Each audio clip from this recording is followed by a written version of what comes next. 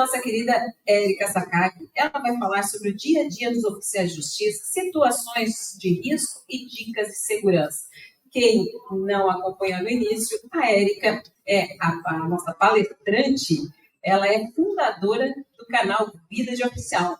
Um canal incrível. E quem não conhece, por favor, siga.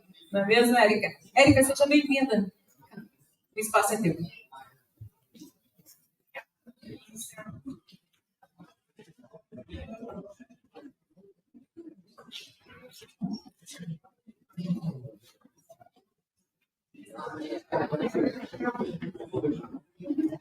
Gente, muito boa tarde. Eu dou boa tarde a todas as pessoas presentes aqui. Sei que a volta do almoço é sempre complicada, mas ao pouco a gente vai respirando, todo mundo comeu rapidinho, e eu agradeço e cumprimento aqui a diretoria do sindicato que fez esse convite. A gente larga tudo e vem, porque é uma oportunidade ímpar de estar com os colegas. Vejo várias caras conhecidas. Quem não me conhece, a Patrícia já falou, eu vou reforçar.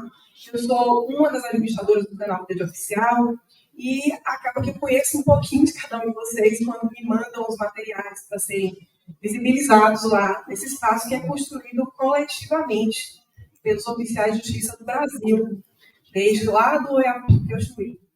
Então, é uma honra, uma alegria estar aqui hoje, falando um pouquinho sobre a realidade da gente lá, o que a gente vem desenvolvendo em termos de segurança na Bahia. Eu sou do TRT 5, eu tenho 20 anos lá no TRT, estou completando agora, e vou falar um pouquinho, não só do dia a dia dos oficiais de justiça, como também desse dia a dia mais voltado para as questões de segurança, os riscos que a gente corre diuturnamente. São duas coisas que acontecem.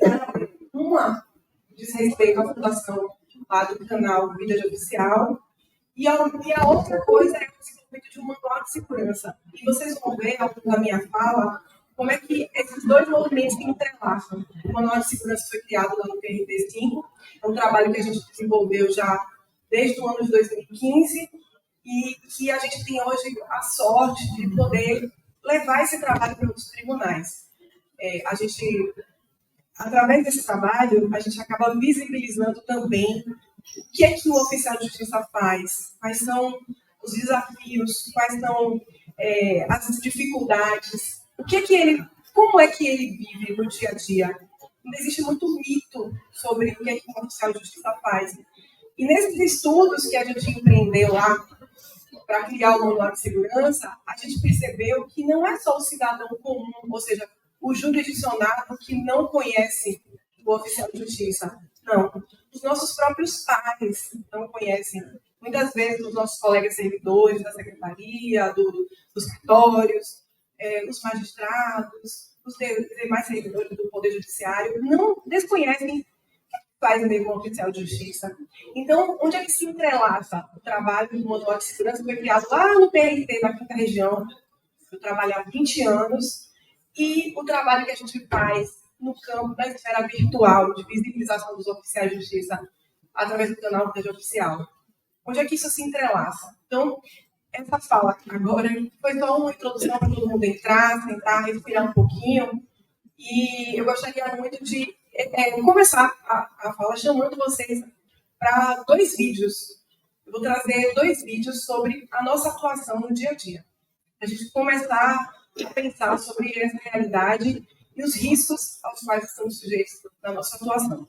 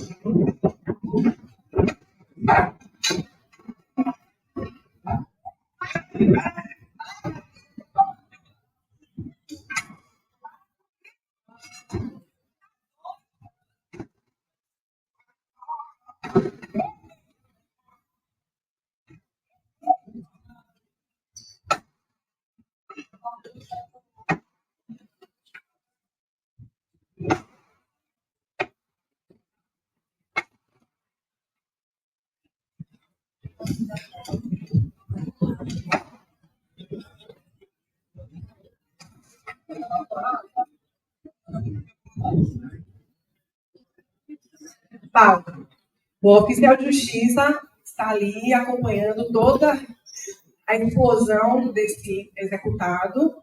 E a primeira pergunta que eu lanço é: o que é que impede essa pessoa que está fora de si completamente, depredou o veículo, com toda a raiva, com essa explosão, o que é que impede essa pessoa que está em um surto de atingir o oficial de justiça?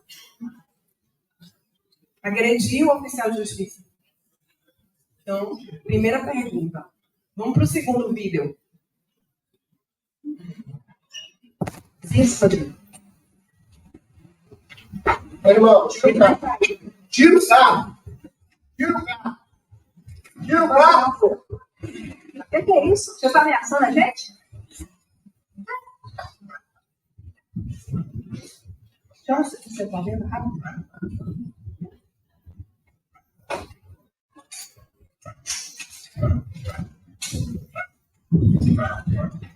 Você é policial? Não é para minha frente, não. São dois sentados.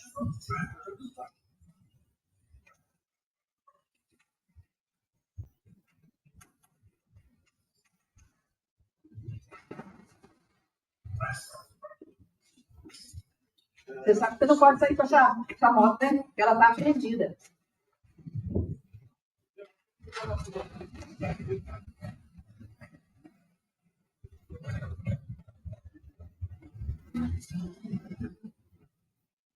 O cara fugiu, tá deixando. Não? Ele arrancou uma arma pra gente. Pode vir, então?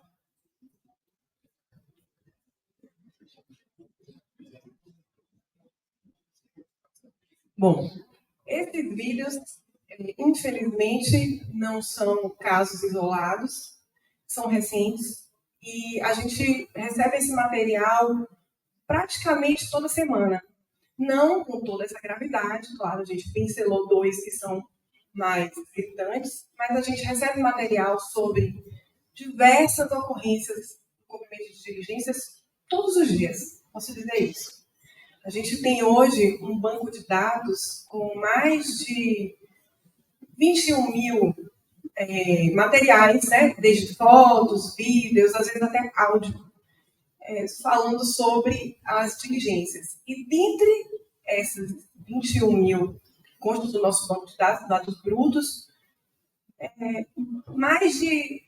vou dizer que mais de 40% envolvem algum tipo de violência ou iminência de violência no cumprimento dos mandatos. Então dá para perceber que é uma situação muito séria. Isso é novo? Não é novo. Isso acompanha o exercício do oficialato de justiça desde sempre. A gente também é até paradoxal vir aqui para Santa Catarina e falar sobre violência, porque os números do Estado são bons. A gente está no Estado considerado seguro. Os números de violência, no geral, roubo, latrocínio, tem decrescido. Então, assim, isso pode levar a uma sensação de segurança. E é verdade, existe mesmo essa estatística. E na estatística, apenas os índices relativos à violência doméstica vêm crescendo aqui no Estado. Mas eu não vou falar somente do risco, que é o risco que corre o homem médio, né? Qualquer cidadão, por morar num grande centro urbano, ou por transitar numa via deserta. Não. Aqui eu vou falar do risco inerente ao exercício da nossa função. Só de ser oficial de justiça, a gente já corre um risco. E muitas vezes, essa falsa sensação de segurança, ou então ignorar que pode acontecer isso numa diligência. Essa é uma diligência de apreensão de veículo, já se espera que a pessoa não vai entregar espontaneamente, então se espera que haja um planejamento, um acompanhamento de alguma polícia, mas e as diligências em que a gente vai cumprir um ato de comunicação processual? E as diligências em que nós estamos ali achando que é uma empresa, é um local seguro, e que o próprio destinatário da ordem oferece uma resistência que a gente não previu. E os riscos biológicos, cumprimento de mandados em hospital, clínica. E os riscos físicos, possibilidade de desabar um prédio antigo que a gente está avaliando. E os animais soltos em algum local que a gente vai cumprir uma diligência. Então, assim, existe uma série de riscos e muitas vezes nós estamos assoberbados de mandados, ainda não fazemos essa triagem porque os prazos nos perseguem e a gente acaba sendo vítima da nossa própria pressa, da nossa própria velocidade, do nosso afã de dar cumprimento aos nossos mandatos. Então, é sobre isso que eu quero falar com vocês. E acho que foi o Mauro, ele falou assim, ou foi o Daniel, disse assim, a gente vem para o congresso, a gente vem para o encontro para plantar uma semente. Então, eu compartilho aqui, a partir de agora, como foi que lá no TRT a gente começou a pensar mais seriamente no cumprimento de diligências e como a gente estava vulnerável. Mas eu trago para vocês aqui, dentro o que foi pensado dentro da minha realidade, que é a Justiça do Trabalho, que é no estado da Bahia, para que vocês, a partir de algum momento, também reflitam sobre as suas diligências individualmente, mas no coletivo. O que é que pode ser feito para dar mais segurança e para que a gente não produza tanto material como vem sendo produzido. E muitas vezes as pessoas não foram atingidas fisicamente, mas existem sequelas físicas e psíquicas graves. Então é sobre isso. Eu vou começar falando sobre quando foi que a ficha caiu lá no TRT. E aí eu tenho certeza que vocês conhecem esse caso, porque ele repercutiu nacionalmente. Foi o colega Francisco Ladislau, que faleceu no final do ano de 2014. Ele foi cumprir uma intimação. Havia um histórico de problemas nessa diligência, em diligências anteriores. Ele foi alvejado e, além de alvejado, depois ele foi atropelado numa tentativa de fuga pelo próprio veículo dele. Foi muito sério, causou consternação em todos e a gente começou a pensar lá no TRT em que Ladislau, a perda de Ladislau, qual é o recado? O que é que ele nos diz? Eu tenho até uma notícia para dar para vocês, que saiu essa semana, que foi o trânsito em julgado dessa ação de indenização que a família moveu contra o Estado. Essa ação transitou em julgado, a família vai ser indenizada. Agora, no dia 26, houve o trânsito em julgado no STJ. Mas será que algum dinheiro do mundo paga a nossa vida?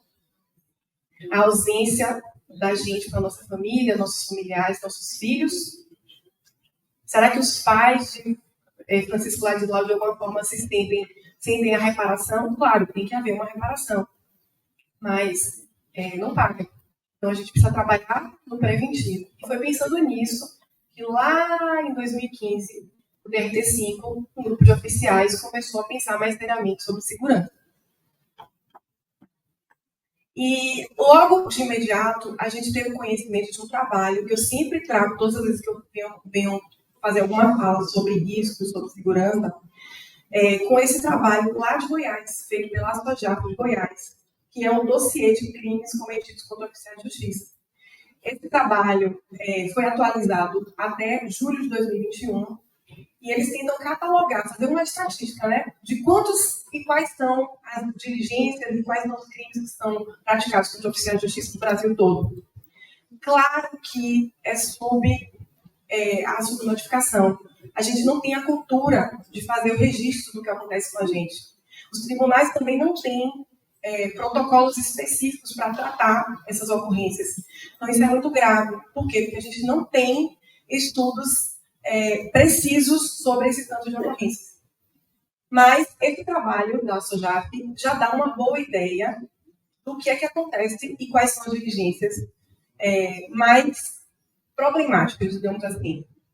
Então, eles fizeram um primeiro rol das maiores ocorrências, que são mandados de busca e apreensão, cumprimento de protetivas, mandados de intimação e citação, cumprimento em favelas, né, que são comunidades e zonas rurais, penhoras, e ações de atos de força, reintegração de posse e missão. Só para a gente saber, chover no molhado, a gente já sabe disso. Toda vez que você vai para uma diligência, a prática de ato de força, há mais suscetibilidade. E a condução coercitiva. Bom, aí, só para vocês verem, né, esse raio-x da violência contra o oficial de justiça no Brasil, as ocorrências maiores estão no Sudeste e no Sul. Santa Catarina está com 7 ocorrências, isso é catalogado para o ano de 2021. Claro que todos os números são subnotificações, a gente não tem essa cultura, mas é só para os senhores terem uma ideia. E no mapa aqui, ó, chama atenção Rio de Janeiro, São Paulo, são os estados que têm maior número de ocorrências. Minas, a Bahia está ali com 7 ocorrências, é muito mais. Fazendo essa distribuição de casos por tipo de violência, a gente vê 27 assassinatos, 26 tentativas de assassinato, e assaltos, cárcere privado, carro danificado, ameaça, agressão. São números expressivos. E é bom que a gente entre em contato com esses números para justamente refletir sobre, sim, e o que é que nós estamos fazendo com isso. Não é só ter os dados brutos. Os dados brutos eu tenho lá no vídeo oficial, alarmantes, assustadores. Lá na Bahia, a gente fez um trabalho de mapeamento de risco. A gente queria conhecer nossa realidade. Então, a gente criou questionários e consultou os colegas da capital e do interior do estado. E a gente queria saber quais eram as situações que eles tinham passado. E aí a gente chegou a esse mapeamento aí com 71 ocorrências dignas de nota em áreas de difícil acesso. Alguns colegas nomearam como perigosas, outros falaram em locais ermos, sem ronda policial, sem cobertura de telefone celular, se depararam com traficantes, passaram por tiroteios, outros chegaram a ver corpos de pessoas assassinadas em alguns locais. Então, é uma variedade de ocorrências e que a gente fez a questão de catalogar, primeiro para tentar ver com os olhos do oficial de justiça, dentro do cumprimento dos seus ministérios, né, do que a gente faz no dia a dia, para pensar em algo orgânico, ou seja, que parta do oficial de justiça para oficiais de justiça. Isso lá no começo do trabalho. Aí, aqui é um outro mapa falando desses outros, que a gente nomeou, outros riscos, que não aqueles que tinham sido expostos com mais frequência. E aí veio um monte de coisa, até explosão de um compressor dentro de uma fábrica foi relatado. Né? Desabamento de construção antiga, queda de carro no despenhadeiro, pessoas desequilibradas, como esse que destruiu o carro, né, que estava para ser apreendido. Então, é uma variedade enorme de diligências em que podem acontecer riscos. Aí, feito isso, a gente procurou o nosso tribunal. Ainda informalmente, né? Um grupo de oficiais de justiça que estava preocupado com a segurança, a gente procurou o tribunal e expusemos para eles o que a gente tinha feito em termos de levantamento prévio, né? Nessa conversa, o que a gente constatou? Ninguém tem noção do que é o cotidiano do oficial de justiça. Muito, muito obscuro. O magistrado faz: vocês andam sozinhos, é? Eu achava que era sempre com a polícia. Né? E, assim, o trabalho é entregar papel, é isso que a gente faz. Então, assim, a gente começou a ter essa escuta. O que se sabe sobre isso? E a gente relatou os casos de violência extrema. Teve colega, gente, que jogaram fogo no colega. É muito sério, muito grave. Teve colega que ficou 24 horas preso, cárcere privado, numa residência. Então, eu recomendo fortemente que vocês acessem esse material da SOJAF de Goiás. É um material que não está atualizado para agora, mas eu faço questão de trazer, porque lá tem relatos de casos. Assim, fulaninho esteve em diligência tal e sofreu tal coisa. Para a gente ter noção. Porque uma das coisas que mais agrava o nosso risco é a falta de noção sobre a insegurança. É uma falsa sensação de segurança. E também perceber que somente por ser oficial de justiça o nosso risco já é incrementado. Nós não somos o cidadão comum. Então, ser oficial de justiça já traz um risco maior do que o risco normal de um homem médio. Aí aqui eu trouxe só para ilustrar os requerimentos que a gente fez lá no tribunal, no TRT5, o pedido da associação da gente para criar uma comissão permanente de segurança. Eu, assistindo a palestra dos meninos hoje de manhã, eles falam em gestão por competências e existem dois caminhos. Essa gestão por competências de se criar um núcleo em que oficiais de justiça aptos recebam o aparato necessário para o cumprimento dessas diligências que estejam maior risco. Isso ocorre no TJ Bahia, é um trabalho que um colega da gente chamado Cailson Farias, que é o presidente do juiz, trincou e instituiu um grupo de operações especiais, que no normativo está escrito NOI, Núcleo de Operações Especiais, mas que, na verdade, se chama GOI, Grupo de Operações Especiais, em que um grupo de colegas da gente lá da Bahia se especializou no cumprimento dessas diligências mais complicadas. No TRT, a gente não foi por esse caminho. A gente foi pelo caminho da criação de uma comissão de segurança que funciona mais ou menos como uma pasta para analisar essas diligências, para servir de respaldo para os colegas. Nosso foco, nesse primeiro momento, foi muito a padronização de procedimentos. Ou seja, não dá para eu cumprir de um jeito, Maria cumprir de outro, João cumprir de outra forma. Precisa haver um certo alinhamento para a padronização de procedimentos para que esse risco seja minimizado. Então, o que é que eu estou falando sobre isso? O que é isso? Não transportar partes sem testemunhos do nosso veículo, não transportar valores, solicitar apoio policial ou da polícia judiciária. Quando a gente fala de capital lá no TRT, a gente tem polícia judiciária, o acompanhamento para não ir sozinha, uma mulher na casa de um destinatário de ordem judicial que tem histórico de agressão contra a mulher. Então, todo esse planejamento é o que os meninos chamam de gestão estratégica de execução, eles chamam de gestão de competência, de inteligência processual, passa por aí. Esse conjunto de medidas faz com que a gente planeje a diligência, não saia com 200 mandados debaixo do braço, com a fonte de cumprir, com a corregedoria do nosso pé, com a chefia das centrais de mandado do nosso pé, com o nosso chefe imediato do nosso pé, sem pensar em segurança. Então, pegar e criar um procedimento para que esse procedimento seja fielmente cumprido, de maneira que os riscos todos sejam minimizados, ou que a gente possa, de certa forma, não dever esses riscos e até mesmo evitar. Então, a gente fez isso e fez lá atrás um workshop em segurança com o pessoal da SFP, da Secretaria de Segurança Pública.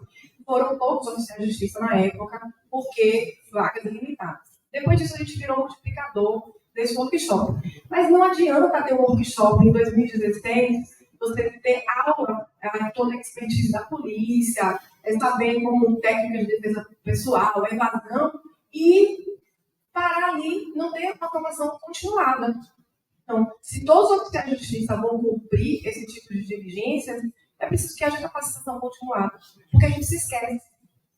Nós não somos especialistas nisso. Apesar de a gente ser demandado o tempo inteiro para cumprir esse tipo de diligência, a gente não é especialista. Então, é importante que a capacitação seja continuada. A gente teve também o fornecimento de dados, aí já no momento posterior, pela Secretaria de Segurança Pública, dizendo mais ou menos assim: bairro tal, na cidade de Salvador, é um bairro violento. Tem um número de homicídios acima da média, o latrocínio acima da média. E isso, de certa forma, foram dados brutos que a Secretaria de Segurança deu para a gente tinha uma noção, mas assim, para a gente valia muito mais a troca de experiências de informação por diligência do que esses dados brutos. Foram páginas e páginas de dados nesse sentido aí. Quando o Ladislau faleceu lá atrás, será que se o colega que cumpriu a diligência anterior, que já tinha visto que era um executado, né, um demandado problemático, se ele tivesse tido essa comunicação no processo, será que isso aí não teria evitado o que aconteceu? A gente também se comunica bem com quem nos antecede ou quem nos sucede, né?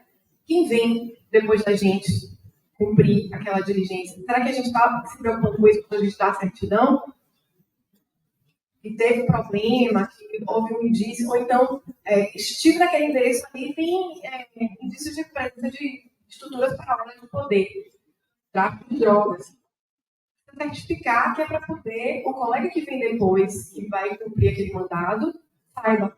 Em zona rural, eu trabalhei em zona rural, a realidade é outra e os riscos são outros. Mas essa comunicação é importante. E a própria natureza do nosso cargo não deixa a gente se comunicar tanto. Cada um está sozinho. Às vezes, tem um oficial de justiça só. Então, o alerta, né, que fica para isso. Nas pautas da Comissão de Segurança, a gente queria mais. A gente queria um dados unificados, com informações sobre os locais das diligências e também o perfil dos destinatários. Isso, eu confesso para vocês, não avançou muito. É bastante difícil fazer esse levantamento. Hoje a gente tem no vídeo oficial uma visão panorâmica do que acontece no Brasil, os estados mais violentos, as diligências que ocorrem, que tem mais ocorrências, mas é pouco, isso é pouco. Mas o que a gente pode fazer em relação a essas informações? A gente hoje, isso foi amplamente discutido na parte da manhã, tem a possibilidade de acessar as ferramentas, tanto em fontes abertas quanto fontes fechadas. E acessar as ferramentas para conhecer qual é o contexto social daquele lugar que vai ser cumprida a diligência, ou então o perfil do destinatário da ordem judicial. Como é que a gente faz isso? A gente vai planejar a diligência, né? Pegar aquele mandado, o que é a ordem, qual é a ordem que eu vou cumprir, quem é esse executado, que bairro é esse, ou então que município é esse, tem rota de fuga, eu consigo me evadir facilmente, é uma estrada erma, pega telefone celular, tem posto de gasolina perto, eu vou precisar de um acompanhamento, às vezes até de um colega, porque determinadas diligências não chega a ser necessário a polícia, mas ir com um colega ajuda em questão de evasão, um fica no volante, o outro vai rapidinho, não está só. Então, pensar sobre isso significa planejar melhor a nossa diligência. Então, o nosso manual, que foi feito por Ministério da Justiça, não tem um olhar, por exemplo, de polícia. São recomendações nesse sentido, adaptadas à nossa realidade. E aí, a gente cobrou do nosso tribunal essa política institucional voltada à segurança oficial de justiça. Até então, a gente não tinha zero, assim, interlocução sobre isso. Mas não é que não tivesse vontade, é porque eles não sabiam. Eles, pelo menos, diziam assim, a gente não sabia que você estava assim. Só que não dá para imaginar, né? Que acontece alguma coisa, você vai fazer uma reintegração de posse, uma emissão da posse. E, por fim, na Comissão de Segurança, a gente queria essa padronização de procedimentos para a criação do manual. O manual saiu, foi publicado pelo próprio tribunal, virou esse livretinho aqui. A gente vai circular virtualmente.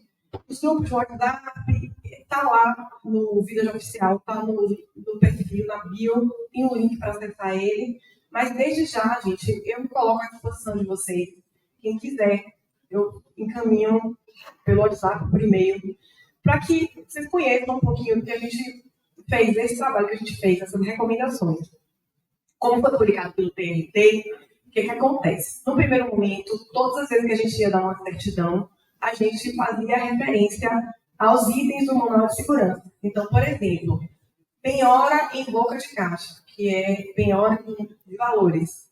A gente já citava o manual para não transportar esses valores. O que a gente faz? Constitui o advogado da parte como depositário e ele acompanha a diligência.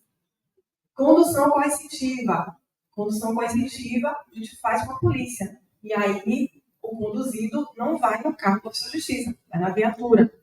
Se não for possível isso, lá no TRT a gente consegue, em algumas cidades, a disponibilização de um carro do tribunal com o agente de polícia judiciária para fazer essa diligência. Eu sei que não é a realidade dos tribunais de justiça. E mesmo a realidade que eu estou trazendo aqui para vocês, que é do trabalho que Thailson faz, lá com o GOI, também não é uma realidade de todo o Estado. Então, a gente tem muitas dificuldades. E muitas vezes o que eu vejo nessa troca diária com os colegas oficiais de todo o Brasil é assim, o oficial sozinho decidindo, e agora o que eu faço? Sem ter a quem perguntar. Às vezes eu fico lixo. Olha, eu recebi um mandado do carro, o que é que eu faço aqui?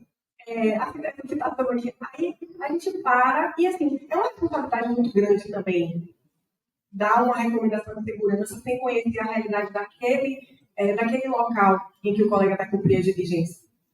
Então, realmente é preciso que todos os colegas de todos os tribunais parem para refletir um pouquinho sobre essa temática. Por quê? Porque vida a gente só tem uma. Ladislau perdeu a dele.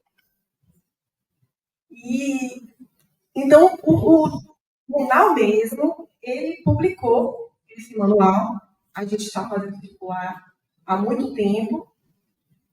E mais adiante, o que é que aconteceu? Os normativos lá do TRT, que são normativos de execução, ou seja, são regulamentos que tratam da execução como um todo, o trabalho dos oficiais de justiça como um todo, eles transformaram em artigos desses normativos, né, itens desses normativos, o que a gente já tratava no tribunal. Então, ganhou caráter de regulamento mesmo. E aí a gente agora já cita nas petições com tranquilidade. Assim. A gente antes fazia a menção do manual, mas como uma recomendação somente. Agora a gente já cita os próprios normativos, tanto o provimento conjunto, que a gente tem, que foi feito em 2020, como essa ordem de serviço, que é uma paralisação da execução da atividade dos oficiais de justiça. A gente cita bastante. Então, a gente não transporta valores, lá a gente não coloca participar de testemunhas dentro do carro, em locais em que a gente chega e vê que existe inacessibilidade social. O que é isso? Inacessibilidade social são locais onde o Estado não vai sem ser com uma operação policial montada. Eu não sei aqui em Santa Catarina como é, mas na Bahia a gente tem muitos lugares que só vai a polícia com operação. Eu já fui fazer algumas operações dessas. A gente monta realmente a operação. A gente vai com colete, 2 ou 3 guarnições de polícia especializada. Não é aquela que faz a ronda, é uma especializada, com um treinamentozinho. Então, por quê? Porque são áreas de operação mesmo, que o Estado é recebido a bala. Então, é importante que tenha acontecido isso, porque esses normativos hoje nos respaldam. Quando a gente chega e vê que existe essa possibilidade, de certifica que é uma área de risco crítico e devolve. Não é que a gente vai deixar de cumprir a diligência. Se a diligência precisa ser cumprida, a gente vai planejar primeiro. Talvez eu esteja falando aqui de uma situação que é ideal, né? Mundo dos sonhos. Acontece em todo lugar? Não. Mas eu preciso compartilhar com vocês. Porque assim, a gente precisa ficar plantado. Lá no GOI, eles também fizeram o manual deles, no Tribunal de Justiça. Ele é até mais extenso, eu tenho também, para quem quiser ter acesso, porque ele vai tratar da realidade da justiça estadual, lá na Bahia. Esse manual de procedimentos foi um pouco posterior ao nosso. E a missão do nosso era unicamente dar segurança, mas também que a gente atuasse com legalidade, né? Com acesso seguro, proteção pela nossa instituição e com boas práticas nas diligências. Desde a maneira como abordar a pessoa destinatária da ordem, até a maneira como encerrar uma diligência, caso a gente perceba que existem indícios de ela virar o que os vídeos trouxeram. A gente trata sobre isso minutentemente nesse manual. E o manual todo, ele só tem uma pergunta. Como é que a gente minimiza esses riscos e atua de modo mais seguro? O que a gente busca? É reduzir a exposição mesmo. Buscar outra coisa que foi falada pelos meninos na parte da manhã. Também acredito que o André tenha falado isso.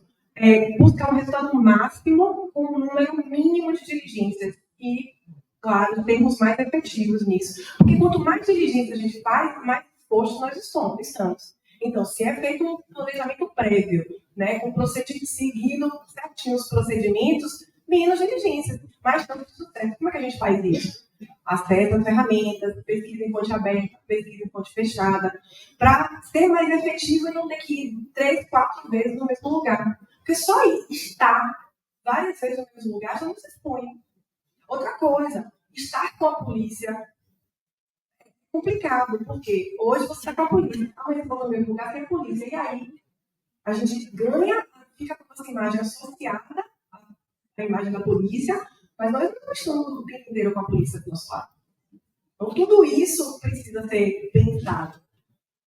Sobre os atos de comunicação processual, desde 2015, 2016, a gente vem sobre essa do lado do TRT. Não é deixar de fazer os atos de comunicação processual. Eu sou defensora fiel do protagonismo dos oficiais de justiça nos atos de comunicação. Eles que vêm pela via eletrônica também. Eu acho que todos nós que temos a expertise para fazer essa interlocução na via eletrônica.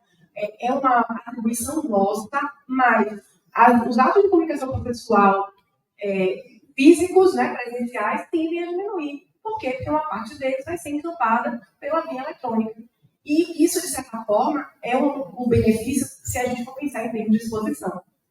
Então, a gente sempre batalhou e a gente quis muito ter o acesso às ferramentas justamente para tentar fazer esse filtro e só ir para a rua fazer comunicação processual quando realmente necessário. Nosso trabalho tem muita. Por quê? Porque tem muita pessoa física. Tem muita pessoa física e que aí os cadastros todos não vão alcançar. A gente não só faz medidas judiciais contra empresas, mas já é uma redução muito grande. E eu já falei sobre a gestão estratégica das execuções, que seria pensar nessa inteligência processual, pensar nesse planejamento melhor dos nossos cumprimentos e também pensar nessa possibilidade de criar núcleos de competência, seja como foi sugerido, os núcleos de inteligência, os núcleos operacionais, seja como a gente fez lá, que é uma pasta, né? Um grupo que faz um acompanhamento permanente e que acaba servindo de respaldo para os colegas quando se fala em termos de risco.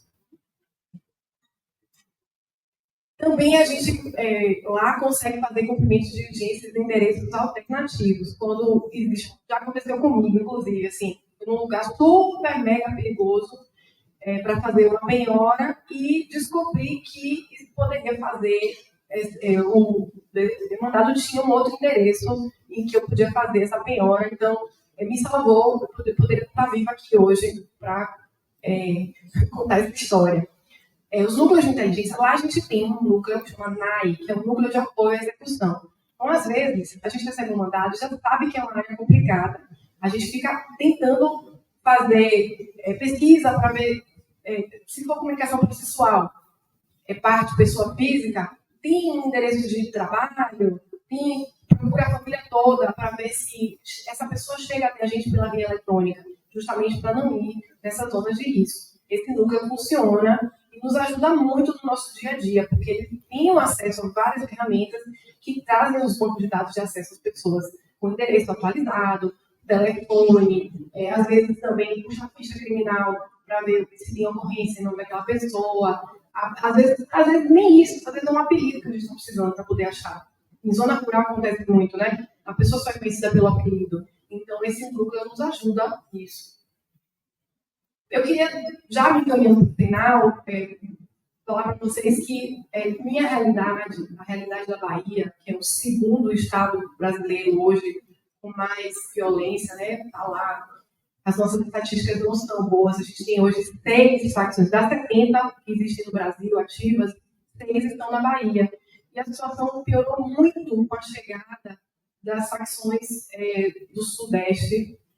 Está tendo uma disputa muito grande de território lá. A gente está vivendo um momento complicado de segurança pública, esses números aumentam a cada dia e a gente precisa se adaptar a essa realidade. Mas essa é a minha realidade, é a realidade da Bahia. Eu preciso me preocupar muito nos locais em que eu cumpri. Hoje eu sou oficial de justiça na capital, mas eu trabalhei no interior também, na zona rural. Mas nem tudo é isso. Nem tudo é facção, nem comunidade. Existem esses outros riscos todos que a gente busca tratar lá no manual. Risco vai fazer uma vistoria no hospital.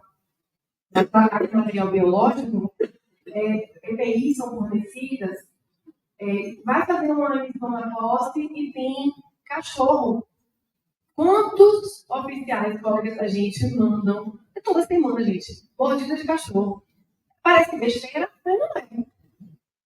Quem já foi mordido de cachorro tem que tomar antirrábica, entendeu? Será que a gente pensa sobre isso? Na verdade, para fazer o planejamento de uma emissão na posse, por exemplo, se tem animal, tem que chamar a zoonose para conter o animal. Tem criança no local, a gente tem que chamar o conselho tutelar. Então, o que é isso tudo? Padronização de procedimento e planejamento de diligência. Aqui eu vou voltar à minha fala inicial, só para dizer para vocês que, em paralelo a esse trabalho do que a gente fazia na segurança pública, aconteceu uma daquelas sincronicidades, a gente chama para quem acredita, né? Do universo. A gente tirava muita foto das nossas diligências lá e trocava informações com colegas. Olha a lama que eu enchi meu pé hoje. O outro lado do interior fazia andei 300 quilômetros, a porteira da fazenda estava fechada. O outro, o pincha que mordeu. Aí, várias, brincando, foi assim mesmo. E aí um compartilhava com o outro, compartilhava, e aí a gente começou a falar assim, isso é vida de oficial, né? Só que vida de oficial ninguém entende. Só quem entende é quem passa. Isso deu um clique, um estalo. Poxa, eu era oficial lá em Valença, sozinha, oficial de carreira. Na época que eu assumi o tribunal, existia a figura do oficial ad hoc, hoje não pode mais. E eu não tinha ninguém para perguntar se eu tivesse que passar alguma situação vexatória, eu mesma. Só que a partir do momento que o meu colega mandava uma foto e contava aquela situação que ele passou, eu falei, nossa, eu não estou sozinha. Tem alguém que sabe a minha dor, que sabe o que eu passo. Se eu mulher, vou lá na casa do fulano de tal, ele me recebe de toalha, quase pelado. É uma das maneiras de agredir mais sérias, né? De tirar, a gente pega e leva lá na hora. Porque o cara vem pelado e faz questão, né? De dar aquele jeitinho de constranger. Então, quando a gente começou a compartilhar essa realidade, a gente pensou assim, não estamos sós. Temos um grupo enorme que passa pela mesma coisa. E aí, por que não suscitar que os colegas do Brasil inteiro também compartilhem as suas diligências? E aí começou, não é só para meu colega saber que eu passo por isso. Isso é importante, porque aí eu me sinto pertencente. Eu ouso dizer que quando esse movimento começou, muita gente se nomeava assim, eu sou analista judiciário. Tinha um que dizia, sou executor de mandado, né, tinha um nome assim. Só que, aos poucos, o que foi acontecendo? A partir do conhecimento da realidade do outro, e a partir do momento que a gente começou a se ver como um grupo, todo mundo começou a se nominar. Então, eu sou oficial de justiça. Eu sou oficial de justiça. E aí, isso foi crescendo. Crescendo essa sensação, as fotos, os vídeos, as dúvidas, as sugestões começaram a aumentar. O tribunal da gente disse assim, vocês não querem pegar essas fotos e levar ele para o interior, não? Vamos fazer um projeto Escola Judicial Itinerante. A gente pegou as fotos, imprimiu, fez banda gigante. E aí levava, excelência, aqui ó, as fotos da gente de diligência. Algumas dessas fotos estão nesse manual. Fotos tiradas por vários oficiais.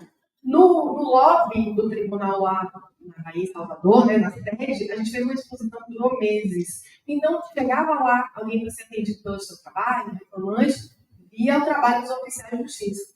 E daí a gente começou a pensar, pronto, então a gente tem duas missões. Número 1, vamos visibilizar nosso trabalho, porque a gente não é aquele que está na novela.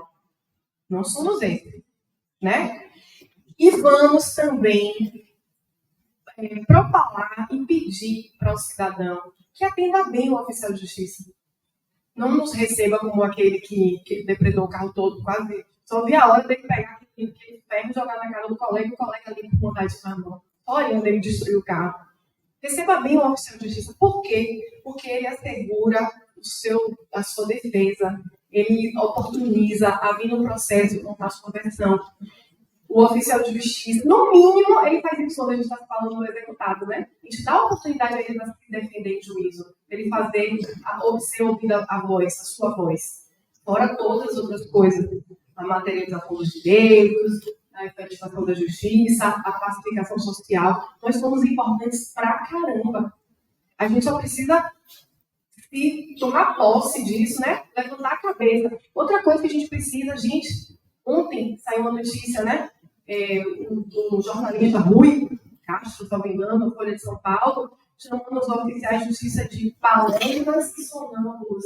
O que a gente vai fazer? Deixa com um, mas não com todos. Então, a gente tem essas missões, visibilizar o nosso trabalho, nos unir para nos proteger e se fazer respeitar. Não é pouca coisa, é muita coisa. Então, o Vida de Oficial, ele veio para isso. Eu conheço o rosto de vocês, às vezes eu converso com vocês, mas assim, eu converso não como Érica. Eu sou Érica. No Vida de Oficial, nós somos 3. Sara e Charles. Só que a gente não fez um canal para eu mostrar minha diligência, para eu aparecer. A gente nunca quis isso. O que a gente queria era vamos fazer um espaço que todo mundo mande uma construção coletiva, mande sua diligência, mande sua dúvida, mande sua sugestão. Às vezes tem gente que chega lá e critica, ó, esse post que vocês fizeram, não gostei, nada a ver e tal. É um espaço coletivo. A gente precisa desses espaços para se fortalecer.